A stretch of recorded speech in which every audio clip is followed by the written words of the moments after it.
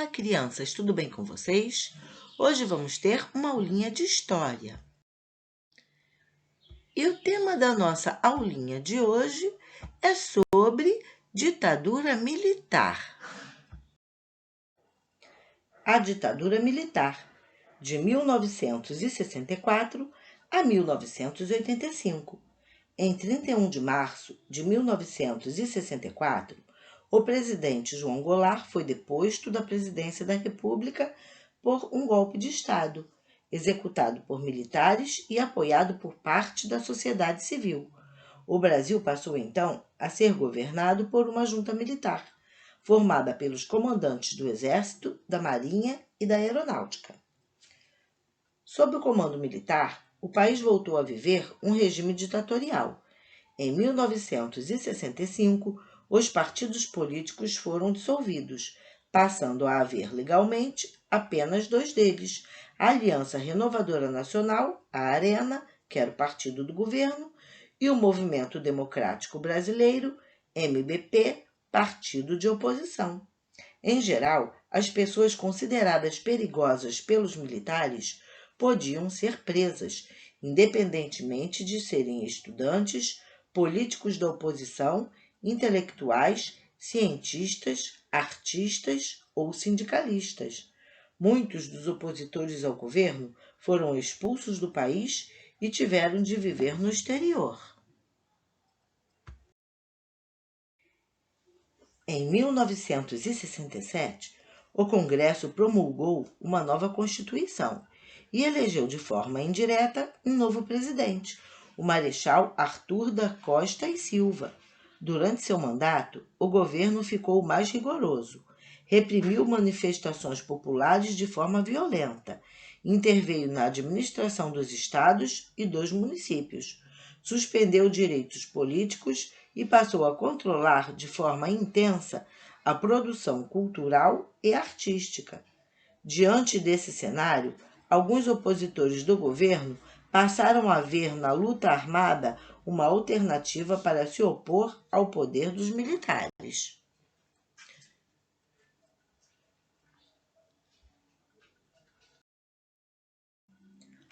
Os atos institucionais.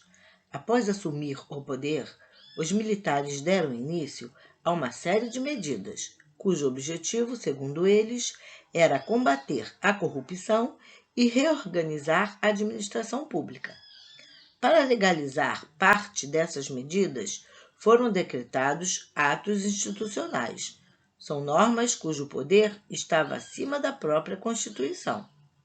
Durante o regime militar, foram publicados 11 atos institucionais. Os 5 primeiros foram os que causaram maior impacto na população. Ato Institucional número 1, AI 1, 9 de abril de 1964. Deu plenos poderes ao presidente da República e permitiu aos chefes das Forças Armadas suspender e cassar direitos políticos. Ato Institucional número 2, AI 2, 27 de outubro de 1965. Modificou as regras das eleições, determinando que o presidente e o vice seriam eleitos indiretamente por maioria absoluta do Congresso Nacional, em sessão pública e votação nominal. Aumentou o poder do presidente da República e das Forças Armadas. Ato Institucional número 3, AI 3, 5 de fevereiro de 1966. Determinou que as eleições federais, estaduais e municipais se tornassem indiretas. Ato Institucional número 4, AI 4, 12 de dezembro de 1966. Convocou o Congresso Nacional para a elaboração de uma nova Constituição, condizente com a forma de governo que estava estabelecida. Ato Inconstitucional número 5, AI 5, 13 de dezembro de 1968, suspendeu a garantia do habeas corpus para os crimes de motivação política deu poderes ao presidente de suspender todos os direitos políticos, fechar o Congresso Nacional e cassar mandatos eletivos. A Constituição de 1967. Em 1967, o governo elaborou uma nova Constituição, que legitimou o golpe do Estado de 1964. Essa Constituição estabelecia, entre outras medidas, o aumento do poder de decisão do Poder Executivo, a concessão ao Poder Executivo de criar algumas leis, eleições indiretas para presidente com mandato de 5 anos, pena de morte para crimes considerados de ameaça à segurança nacional, restrição do direito de greve, censura aos meios de comunicação e atividades culturais.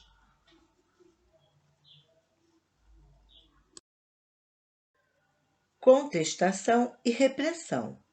Durante as décadas de 1960 e 1970, as cassações dos mandatos, as prisões e a censura aos meios de comunicação passaram a ser comuns no país. Em resposta a essas atitudes do governo, surgiram diversos movimentos de oposição que protestavam constantemente. Entre eles, destacavam-se o movimento estudantil e o dos artistas. Na tentativa de acabar com os protestos, o governo criou instituições para identificar opositores políticos, como o Departamento de Operações e Informação do Centro de Operações de Defesa Interna, DOI-CODE, e fortaleceu outros órgãos, como o Departamento de Ordem Política e Social, DOPS, criado em 1924. O DOI-CODE identificava pessoas, criava arquivos e guardava informações, principalmente sobre atividades artísticas, intelectuais e políticas, que pudessem contrariar o regime. Já o DOPS reprimia ações políticas contrárias ao governo. Além de sofrer censura, torturas e prisões, as pessoas que cometiam atos considerados subversivos também podiam ser expulsas do país. Isso ocorreu com muitos intelectuais, professores, artistas, jornalistas, entre outros. Durante os últimos anos da ditadura militar, a imagem do governo sofreu grande desgaste, especialmente por causa da enorme crise econômica e do fortalecimento das contestações contra o regime. A insatisfação popular refletiu-se nas eleições parlamentares de 1974, nas quais aumentou o número de deputados e senadores de oposição ao governo, eleitos no Congresso Nacional. A solução encontrada pelos militares foi permitir, de forma lenta, a abertura política. Entre 1979 e 1985, a censura passou a ser mais branda. Novos partidos políticos foram criados e os atos institucionais perderam a validade. O Brasil avançou politicamente com a anistia das pessoas que haviam sido expulsas do país. A sociedade brasileira pedia o fim da ditadura.